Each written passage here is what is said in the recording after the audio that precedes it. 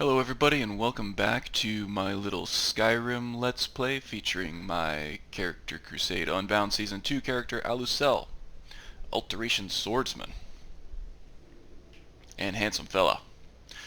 Alright, so I left last episode talking about how Alusel needed to do some research, and he was going to find any information he could regarding dragons, the dragon cult, dragon priests, Halldir, or any of these ancient Draugr type stuff, including undeath and things like that. Spent several hours reading through pretty much every book in the entire Arcanium here, and there is a lot of nonsense, including a Gentleman's Guide to Whiterun. I don't know why they would need this in the college, but there you go. Yeah. So after several hours, I picked out a few books that might be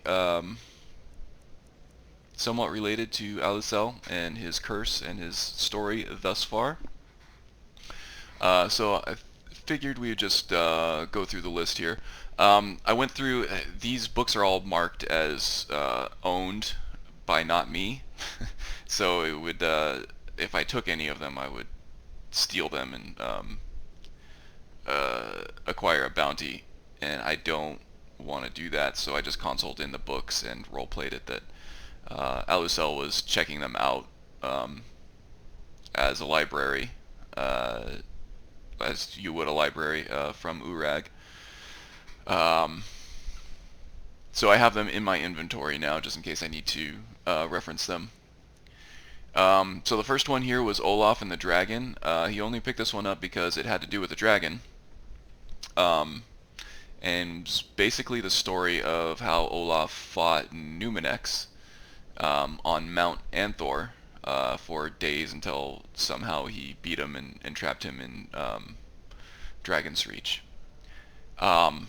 He kept this one just because if at some point he wants to go check out Mount Anthor for himself, he might want some more information on the topic to cross-reference anything that he might find there.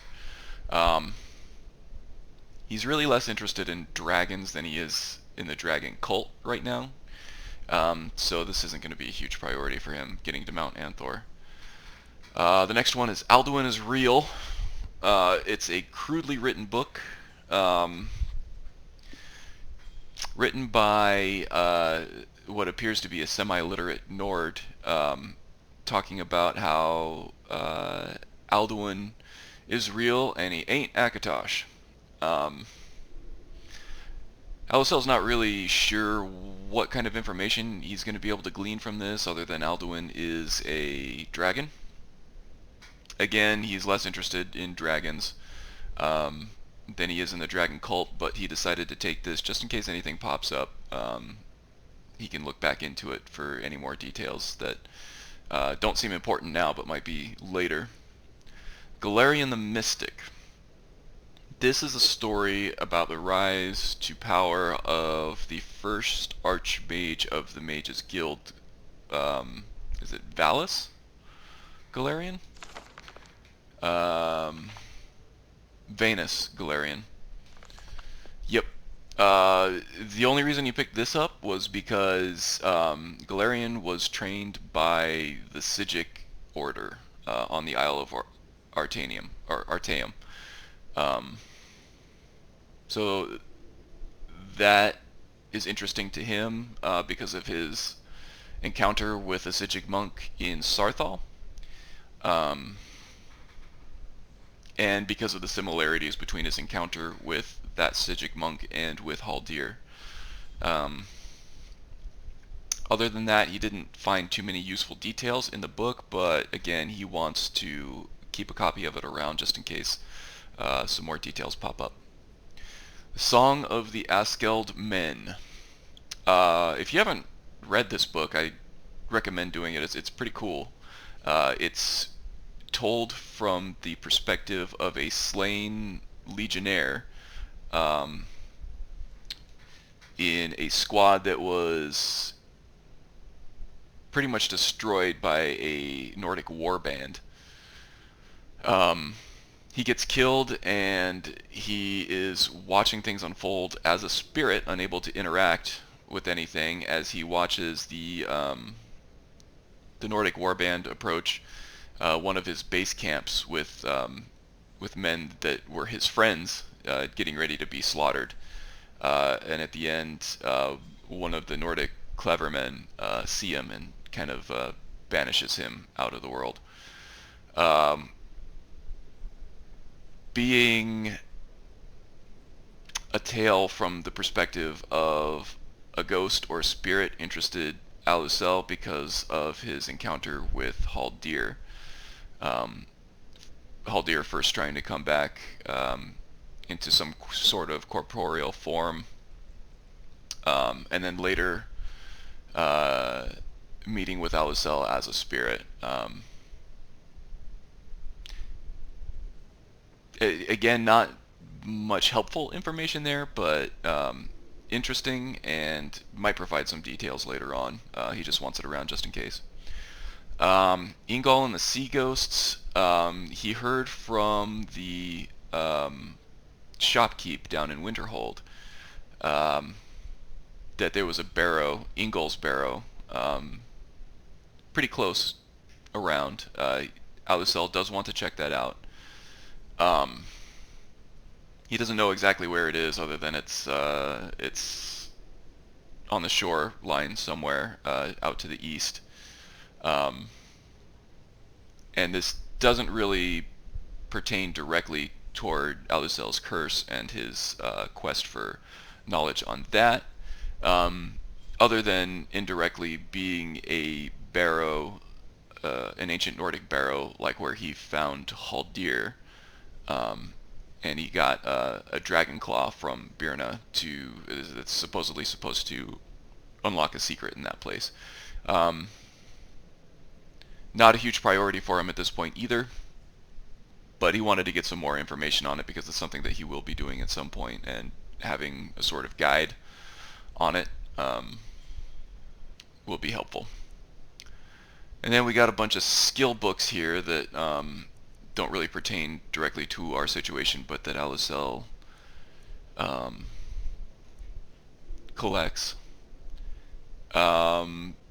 This is another pretty cool book. It's very dark, a little graphic, and a little frightening. If you haven't read it, I do recommend it. But just be warned, it's probably for mature audiences. Alusel took this one. It was of interest to him because it had to do with Molag Val trying to intercept souls on their way to whatever mortal plane or immortal plane that Arche ushers them into. It was of interest to him because Halldir obviously was able to resist or avoid Arche and stay on Mundus in some form. He's keeping the book just to try to gain some information or detail on how he was able to do that. And it sounds like Daedric interference is one possibility, so that's one avenue that he can explore if he runs out of leads. Maybe Halldir was in good with a Daedra. The Book of the Dragonborn. Again, this really only has to do with dragons, and so is not of this much importance to Alusel. Except that the concept of Dragonborn is pretty interesting to him, and it's an ancient Nordic ideal or idea, concept or legend, myth. And because of that, he thought it might be important to hold on to it. The information in this book might be more useful later on for him, but as of right now, he's just keeping it around just in case there's something in it. Lost Legends. We picked this one up, and it has some interesting contents. It tells us briefly about Red Eagle, which is something that he'd be interested in because it's in the old Hroldan area where Halldir's story took place, or at least that fragment of the story that Halldir shared with us. It is an ancient story, and it has to do with undeath, so that's something we'll be looking into at some point as well. But more importantly, this has to do with the forbidden legend of Galdir. And if you remember in the last episode, we slew Jirik Galdirson, who seemed to be resurrected in Draugr form and was quite powerful, much like Halldir himself. So this forbidden legend of the Galdir, reassembling the Galdir amulet, and that whole Galdir and the story about his sons. That quest we will be following as a priority, just because of the similarities between our encounter with Jirik and our first encounter with Halldir. So that's important. What else? I thought there was other stuff here.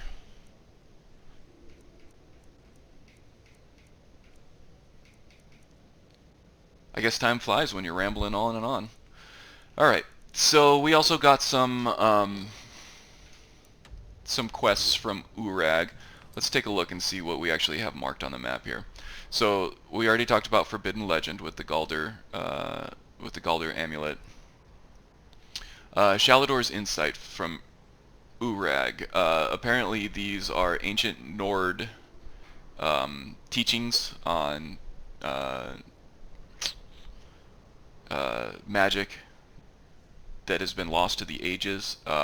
Obviously that has a strong connection with what we're experiencing with Halldir and our current curse, so that's also going to be a priority. Hitting the books, this is the main college quest. We'll be doing that too, just because we want to learn more information about what was going on in Sarthal, being or seeing as how similar that experience was to Halldir's Cairn, ancient Nords, Draugr, and all that. And we really want to know what's going on with that orb that Tolfdir found. Plus, I really want to get Tolfdir back into the college because he is the alteration spell vendor, and Alusell is an alteration mage, and we really want to get some spells from him and some alteration training. That would be great. Also, I've marked the Golden Claw. Allusel is getting to the point now, and I know I've mentioned this before, but he's going to start becoming compelled to check out these barrows, these ancient Nord barrows, just for any information that they might hold on his current situation with Halldir's curse and the dragon priests. And finally, we have marked the find the copy of the Wild Elves. This is simply just to try to curry favor with Urag, who is the college historian. Being friends with Urag could lead us to gaining more information about the things that are important to us at this point. So, if we look at all our quest markers here, I think there's a pretty clear line of sight, connect the dots path here. So I think we're going to head down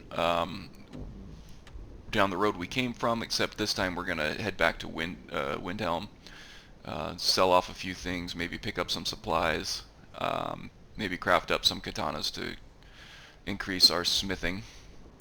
level. I really want to craft a new katana. I think it's we're almost level 13 now. It's almost time to craft a new sword to kind of symbolize the evolution of the character as well as his strength and power levels. And then we're going to stop by Morvensker on our way down to find the copy of the book that that Urag was looking for there. We're going to continue down toward Whiterun, and then we're going to do the Stolen Books quest for the college main quest line. We're going to stop in Whiterun, and then we'll head through Riverwood and do the Bleak Falls Barrow, get the Golden Claw for Lucan. And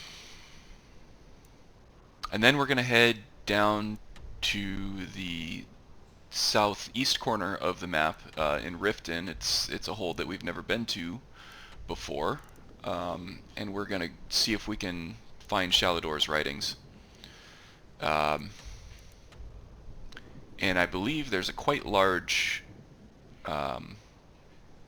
ancient Nord ruin over here that will be of particular interest to Alusell. And on the way, it looks like we're going to hit Helgen. I'm really not sure yet if I'm going to try to avoid that or if I'm going to try to take another path around it. It might just be time just to head through it. This is one of the drawbacks of alternate start, live another life, is that eventually your path is going to take you through Helgen. It's almost impossible to avoid at a certain point, especially if you're not fast traveling, as I'm not for the most part. And if the whole main quest line isn't part of your story, it becomes a very heavy-handed motivator for your character pretty much immediately. It can derail a lot of playthroughs. But I think Alusell is focused enough that he can handle it. I think that he would definitely be interested in the dragon situation and what he saw, but I don't think he's going to be derailed too much. He's still going to try to figure out what's going on with Shalador's stuff first.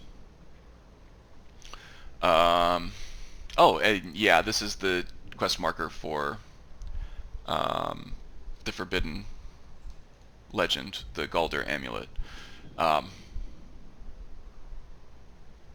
That's actually a pretty big priority as well. But we're going to be way out of position for that. So, okay, I got a decision to make here as to what Alusell's priority would be, either Shalador's writings or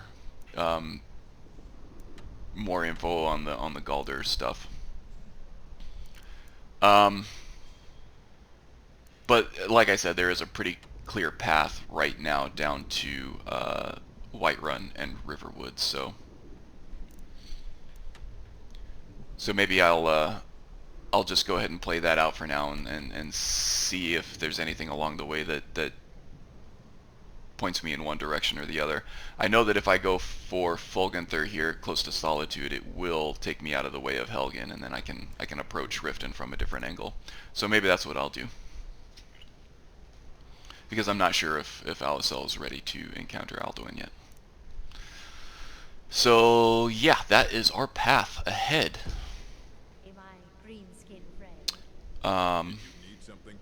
What else?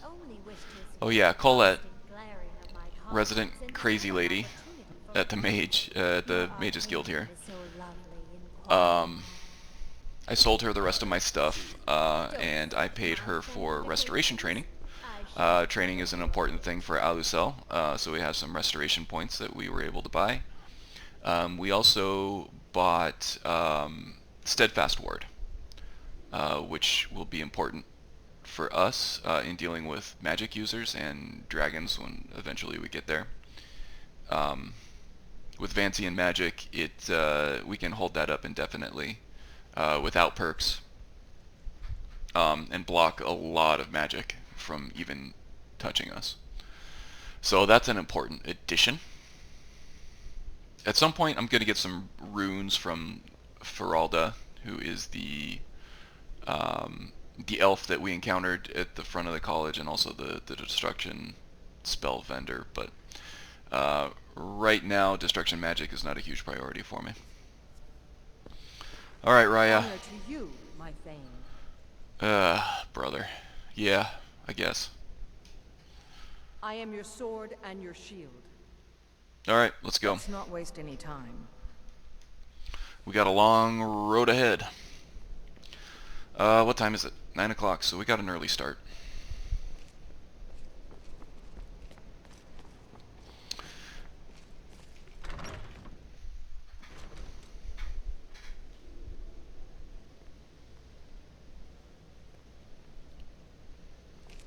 And Kano, shady fella. Alright, being that it is Winterhold, it is going to be super cold out regardless. And I'm running low on torches.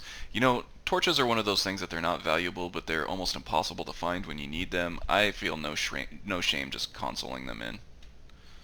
If anybody watches Gopher's video, I think he demonstrates that struggle pretty well. Let's see.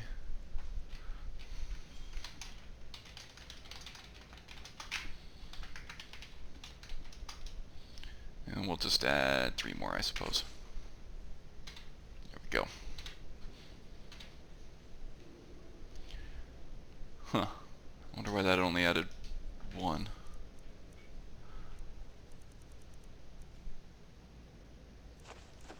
Interesting. There we go. I think I have some kind of mod that allows me to drop lit torches, and it doesn't appear in my inventory correctly until I drop them and pick them up.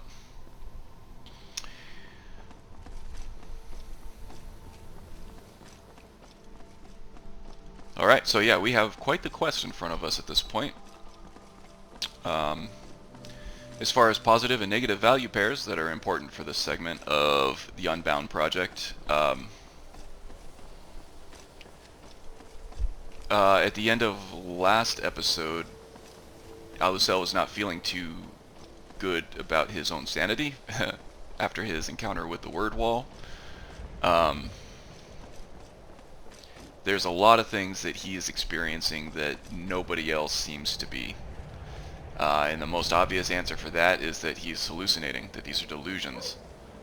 And that doesn't make him feel too good about things. Let's see if we have anything to sell. So he wasn't feeling too great, but he got a good night of sleep. He got some restoration training in. I do what's net.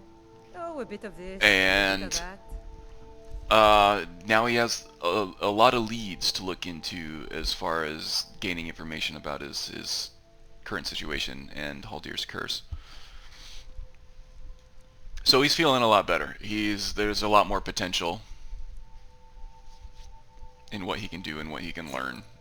He's got his path laid out ahead of him now.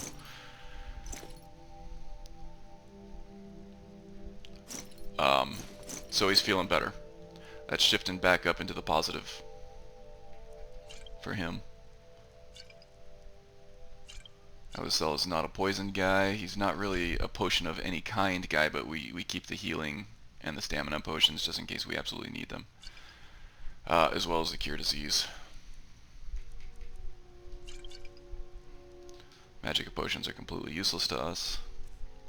See if she has anything worth buying here.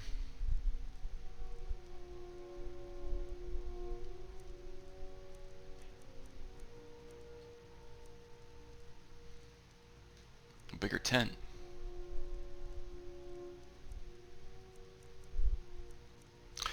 I think Alusell generally tries not to concern himself with Raya at all.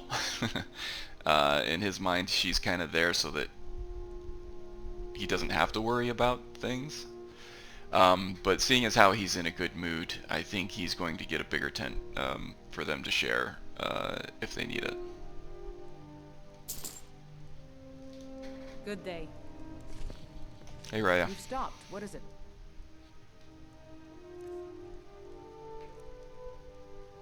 Oh.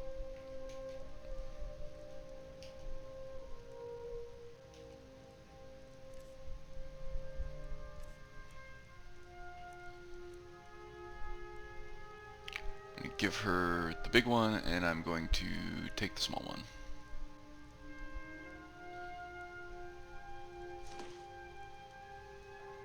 Perfect. Lead on then. Yeah, regarding Raya, I've done a little more thinking on it, as seeing as how she's going to be a bit of a mainstay in our story. I figured I should probably flesh out her stuff a little bit more, and I don't have everything. Just a few things here and there that will help make her seem more like a person and less like a mindless robot that's just carrying our things for us. And that got me thinking on the whole concept of housecarls to begin with. What drives someone to become a housecarl and basically devote your life to someone? And when they make this decision that they're going to become a housecarl, it's before they knew who they're swearing their sword and their lives to. It's a very Nord concept. In fact, I think Raya might be the only non-Nord housecarl.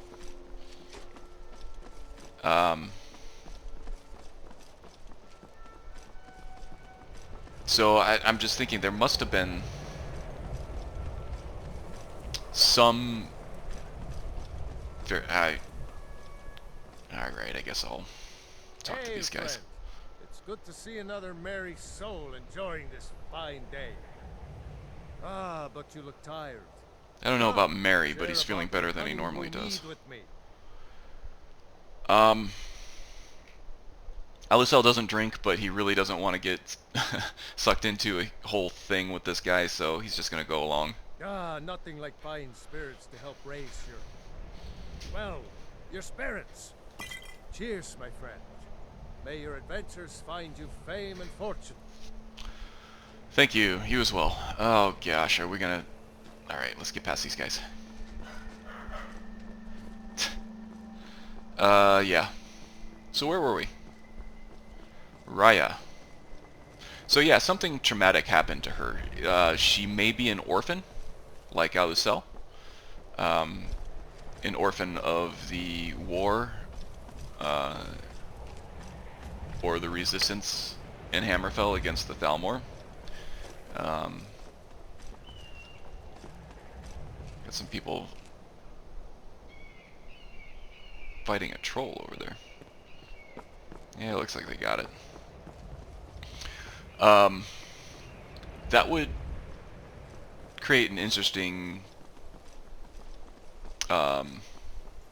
commonality between Alusel and Raya, and potentially a connection point, and a driver of a dynamic, a driver of their relationship as a dynamic entity. So that's something that's been rattling around in my brain. Raya is an orphan of the same circumstances that Alusel is. And instead of being taken in by a mostly apathetic shopkeep, she was taken in by some of the Nords at the border at Falkreath. And she became enamored with the whole idea of being honor-bound and... Oh, another orc waiting for a good death. good opportunity for Allusel to test himself. Became enamored with the Nordic ideals of honor in combat and proving one's strength, which isn't far from what drives Alusel, just without the whole honor thing, at least not directly. So she trained in the ways of fighting and in the ways of the ceremony and just the code of a housecarl, as a bodyguard, as a protector. Now, obviously, she was thrown for a bit of a loop when she was assigned to Alusel, because Alusel only sees her as someone to carry her stuff, or carry his stuff. But Raya, from a very early age, has been ingrained with the idea of strength in combat and protecting her Thane. So yeah, there's that. There's going to be more to come with the relationship between these two. But that's all I got for now. I'll think of more as it goes. But for now, we have to give somebody their good death. I am waiting for a good death. Oh, yeah? If you are not here to grant me a good death, then you can leave.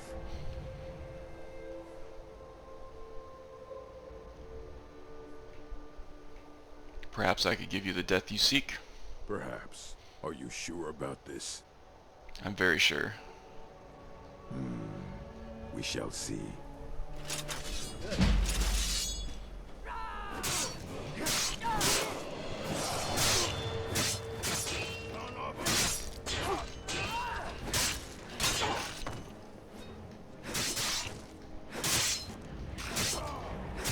Got him injured.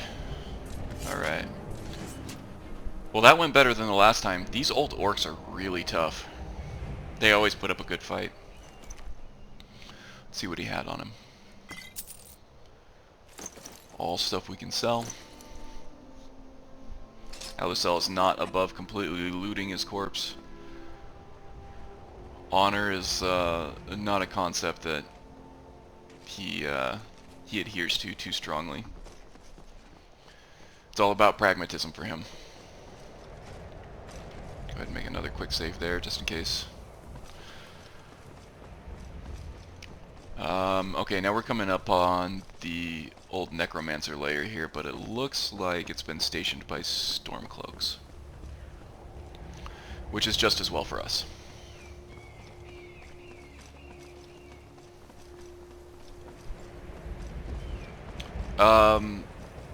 This far, anyway, Alusel has not felt a pull toward one side or the other of the Civil War.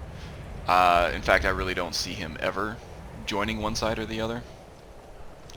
He just doesn't care much for politics at all.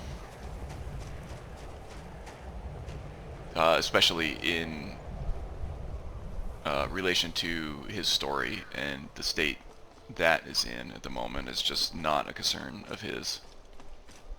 It might become more of a concern later on, but I just don't see it. He just doesn't seem like the type to take up arms for a political cause.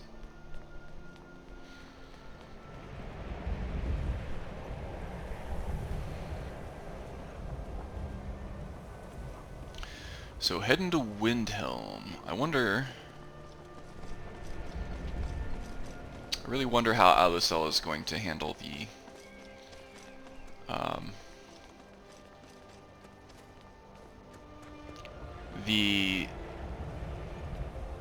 I guess dichotomy there. On one side you have unchecked racism, peppered with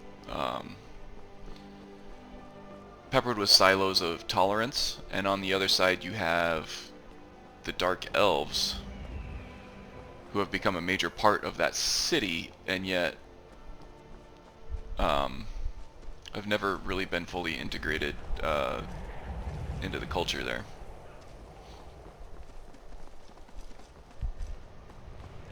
Something tells me Alusel will not take the xenophobia there too seriously if it's directed at him.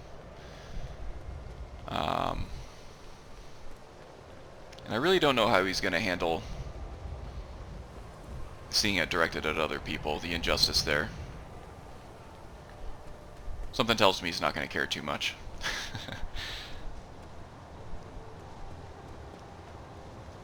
Again, it's one of those political things that he just doesn't want to get involved with. He doesn't want to take sides on. He's more so just focused on his own journey.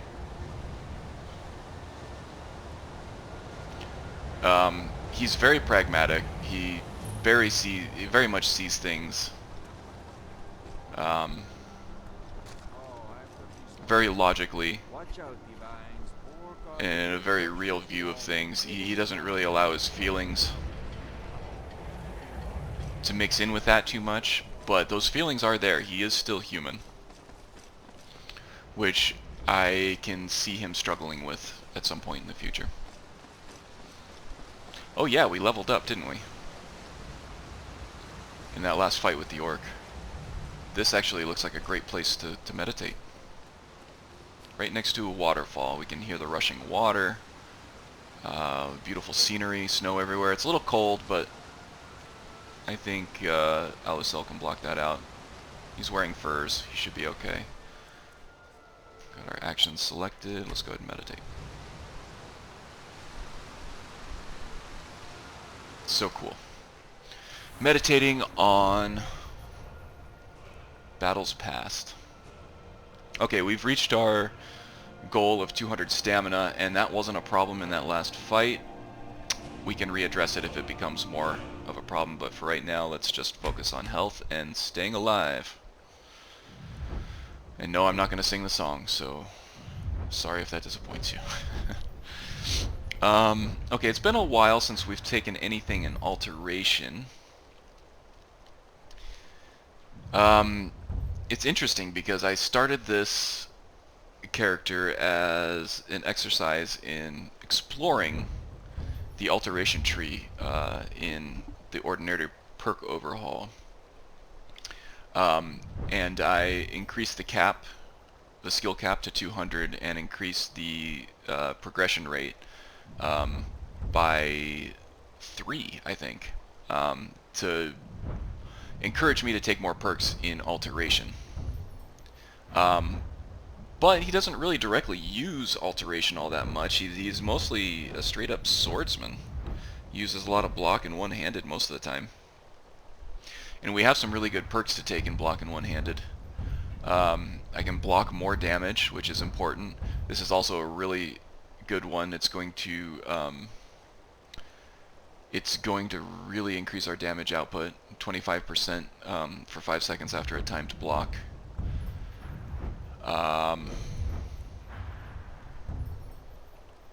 And we're very close to Furious Strength, unlocking decapitations here, and Crosscut, which will also increase our damage output.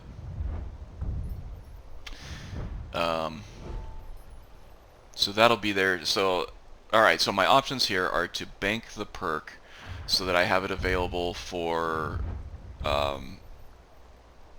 more damage output for power attacks, more damage output for power attacks after a regular attack, more damage output after a timed block, which I could take right now. I wouldn't have to bank the perk for a little while.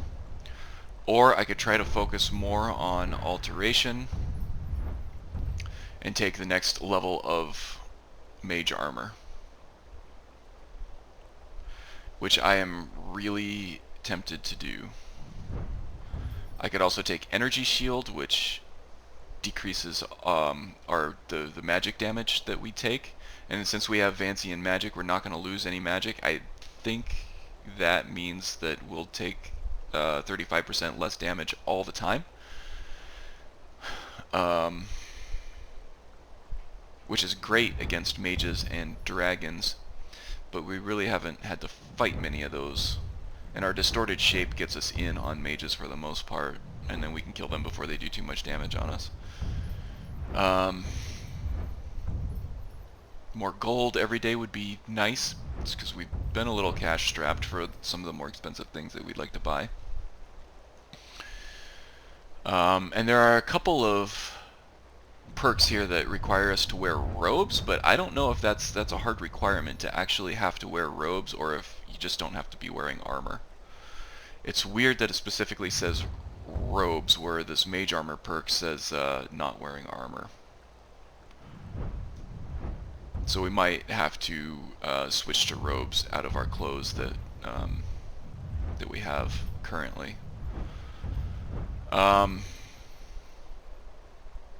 Alter resistances, 2 resistances to increase by 25%. That seems really strong. More so for magic resistance, I think, than anything else. I'm not really too concerned about poison or disease resistance right now. And again, since we're not fighting dragons yet, that becomes less of a concern. What else? Spellblade. Cast a spell with one hand. This is more of a combat style changing perk. We don't really cast too many spells in combat currently. It's not to say that I won't, or that our combat style chosen precludes it, but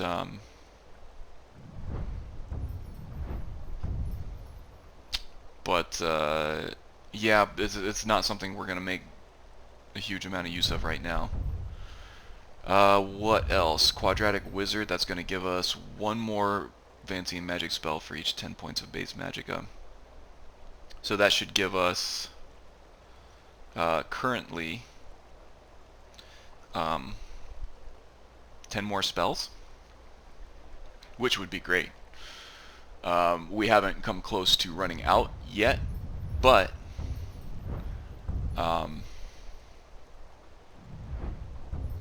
it's not to say we won't.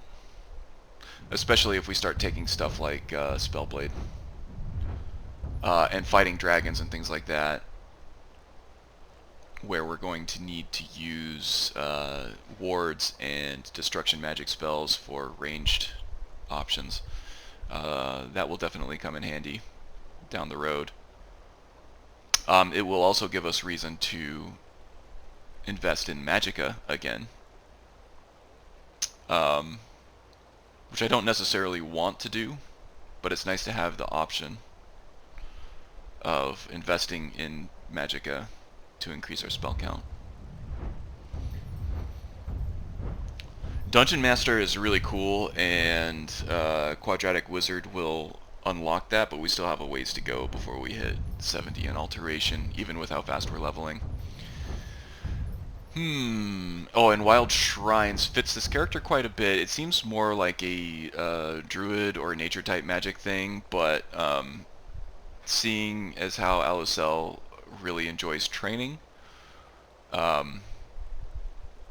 and gaining knowledge, I think this fits pretty well with him. This makes all spells from that school 15% more powerful and last 30% longer, or last 30% longer. Which is pretty strong, but we're not really using magic all that much aside from our flesh spells. Yeah, I think mage armor is our best bet right now.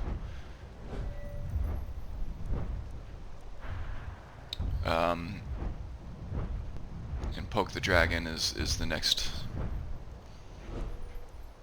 Yeah, I think I gotta take the armor. So let's do the. Oh, I don't have a mage armor spell.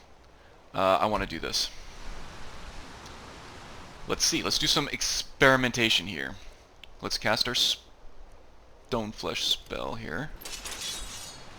Actually, I don't want this to count against my spell counts, so we'll reload in a second. This is just in the name of science. Okay, so armor rating 60, and that gives us an armor rating of 120 because of the 100% increase by mage armor.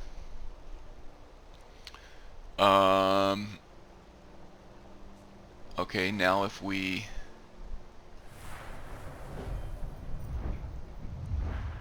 take the next level of that perk to 150.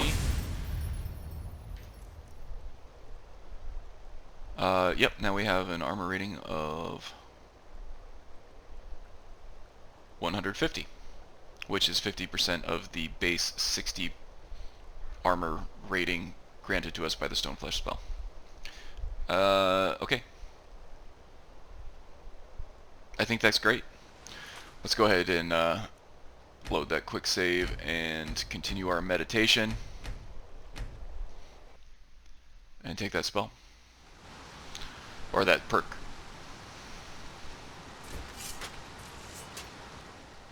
Back in meditation.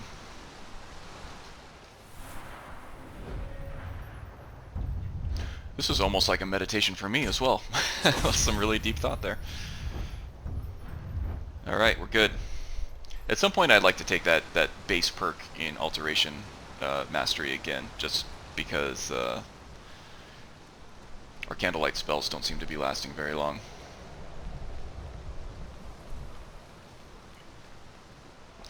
Okay, so actually I think that's good for this episode. I haven't been timing it, so I don't know how long this lasted, but I'm fairly certain I went over my 30-minute goal again. So we'll pick it up in Windhelm and try to get Alusell's take on that again. I think it'll be a pretty neutral thing. But at least we can sell some stuff. Maybe we can... Oh my gosh.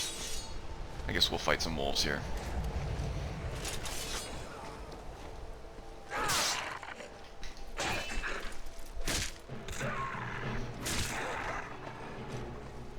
Who did they kill?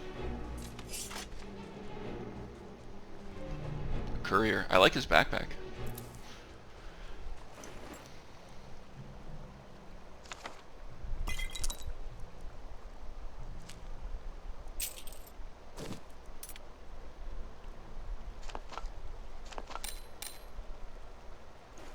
Leave him with the clothes.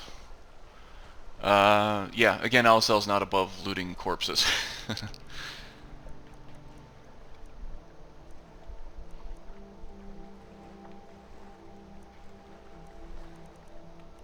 Let's see, there was a courier's letter which usually gives some kind of miscellaneous quest or something. A map. A map marker. Stony Creek Cave. Pretty vague.